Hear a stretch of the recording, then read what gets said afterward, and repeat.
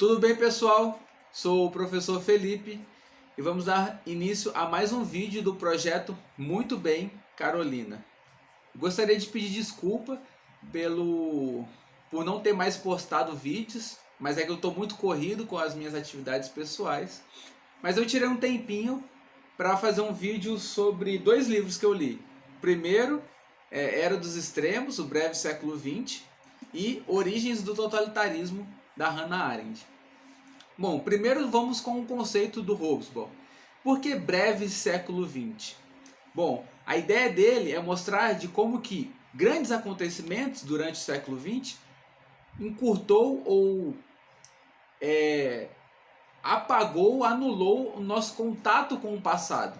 Por exemplo, a geração de 1929 e 1930, que viveram a crise de 29, era completamente diferente da geração de 1950 e 1960, que viveu a era ouro do capitalismo, né? Uma de extrema fome, pobreza e dificuldade com a inflação, a outra de empregos abundantes, né? De pleno emprego, uma distribuição de renda ótima e quase nenhuma desigualdade social latente. Falando aqui dos países de primeiro mundo, né? O terceiro mundo é outra discussão e outra ideia. Mas são duas gerações completamente diferentes. E o livro Origens do Totalitarismo, para a gente pensar a questão do mercado. Por que o mercado? Bom, Hannah Arendt vai fazer uma discussão sobre o totalitarismo a partir do imperialismo do século XIX. O imperialismo do século XIX tinha um objetivo expansionista no continente africano, na Ásia e uma parte do Oriente Médio. E qual que é o problema dele? É que ele não vê limite na sua conquista, né? A conquista dele é a autodestruição, porque tudo precisa virar mercadoria. E aí ela vai mostrar como que acionistas europeus, primeiro os judeus, mas depois os europeus, por exemplo, os ingleses, vão financiar essas empresas imperialistas para extração de ouro e de diamante. Para que isso fosse possível, era necessário duas circunstâncias. Uma era do capital supérfluo, aquele capital já acumulado nos estados nacionais que não tinha mais em que investir. E o segundo era o homem supérfluo, aquele homem que não tinha espaço nenhum no capitalismo.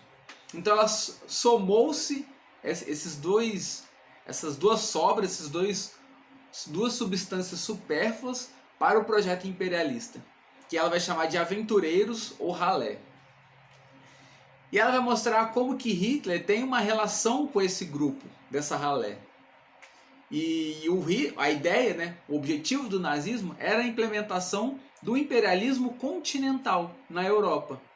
Então eles queriam participar desse movimento imperialista no mundo, mas com o seu imperialismo na própria Europa. E a gente vai ter o que a gente viu, né, que a gente conhece sobre os campos de concentração, os campos de extermínio. E aí ela tem um dado muito interessante relação entre direito e política. Por quê? Você só consegue exterminar uma pessoa do jeito que ocorreu com os judeus a partir do momento que você tira todo o direito daquele cidadão. Vou dar um exemplo muito... não é a mesma coisa, mas para a gente entender um pouco. Quando alguém ou o Estado mata um morador de rua, a gente nem fica sabendo, a gente nem liga muito. Era um qualquer. Por quê? Porque ele não tem direito civil nenhum, né? Então ela vai mostrar como que é muito mais fácil eu exterminar um grupo a partir do momento que eu tiro todo o direito, né? Toda a percepção de uma cidadania daquele grupo ou daquele sujeito. E o que eu estou querendo trazer com essa discussão? Que o imperialismo vai gerar o nazismo, né? E consequentemente ali também vai gerar o que nós conhecemos hoje de um mercado global. Aí vocês podem falar assim, nossa, mas está comparando o mercado com o nazismo? Não, mas eu estou tentando mostrar que eles são problemáticos. Por quê? Porque o mercado também é filho desse projeto imperialista. Ele vem desse projeto imperialista. Vocês podem imaginar que o nazismo, em relação à quantidade de pessoas, matou muitas pessoas, né? O campo de extermínio alemão chegou a 8 milhões.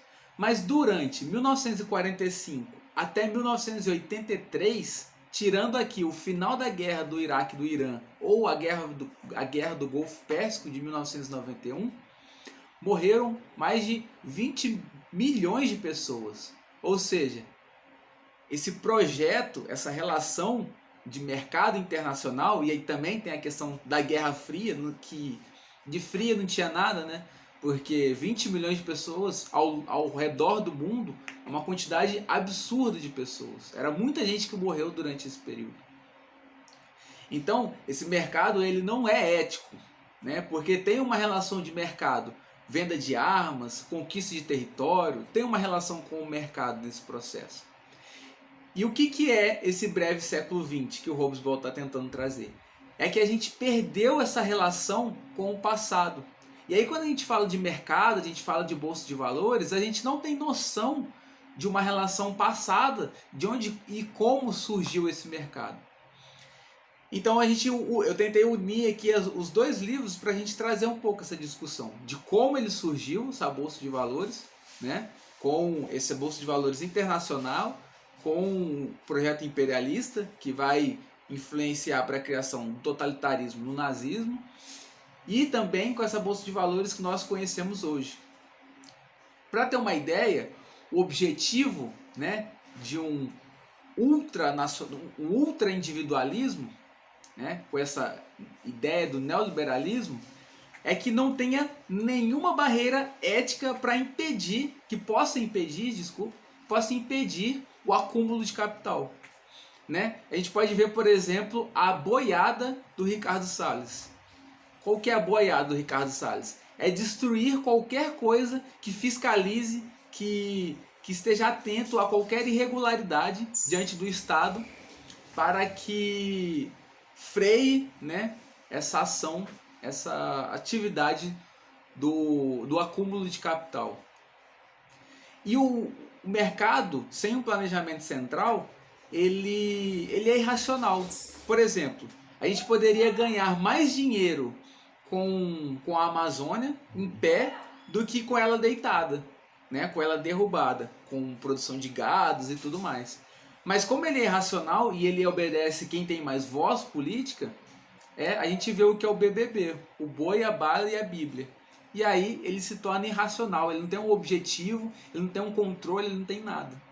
Então, quando você vê um neoliberal do grosso, ele vai querer destruir qualquer barreira de fiscalização, né? Isso é da prática, porque não tem limite. Ele não tem limite, ele não tem uma premissa ética. E pela história do século XX, o ultra-individualismo, esse neoliberal, esse mercado irrestrito, ele nunca deu certo como é vendido. As duas experiências de ultra-individualismo que nós tivemos foi antes da crise de 29, que gerou a crise de 29, né? E a década de 80, com Ronald Reagan nos Estados Unidos e a Margaret Thatcher na Inglaterra. E foram dois períodos desastrosos para a economia, tanto dos Estados Unidos quanto da Inglaterra.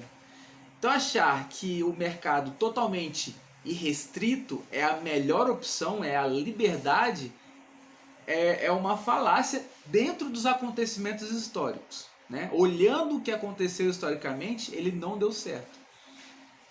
Quais são as economias que mais deram certo? Por exemplo, o Japão, quando estava no seu processo de restauração pós Segunda Guerra Mundial. Foi um livre mercado, mas com um planejamento, né?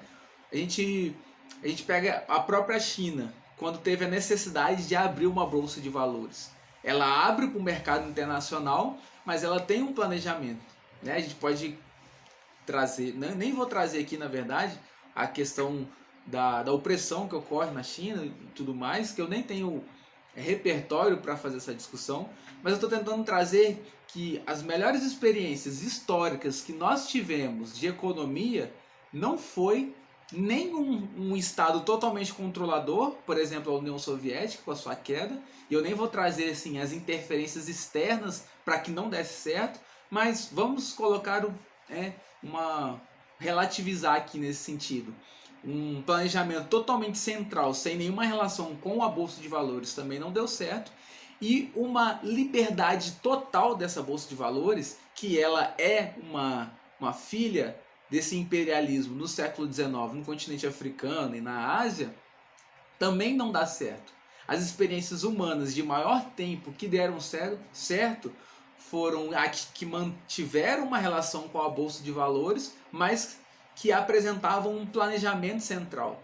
Porque com o planejamento central você pode organizar a economia de forma mais racional e não irracional como o mercado deseja, com o acúmulo de capital a qualquer preço. Bom, espero que vocês tenham gostado da discussão. Os livros são gigantescos, às vezes eu até me atrapalhava aqui porque é muita informação que eles apresentam. Eu reduzi bastante, mas espero que tenha ajudado a vocês a pensarem um pouco essa relação entre presente e passado, e esse contato que nós temos com a Bolsa de Valores, que é esse mercado que a Globo sempre apresenta, né, pensando numa emissora de televisão, que parece que é uma entidade abstrata que não é personalizada. E ela é personalizada, ela é histórica, ela tem um objetivo. Então eu estou tentando trazer aqui uma historicização da Bolsa de Valores, né, desse mercado que sempre é apresentado como uma entidade abstrata. Bom, espero que tenha gostado e até a próxima.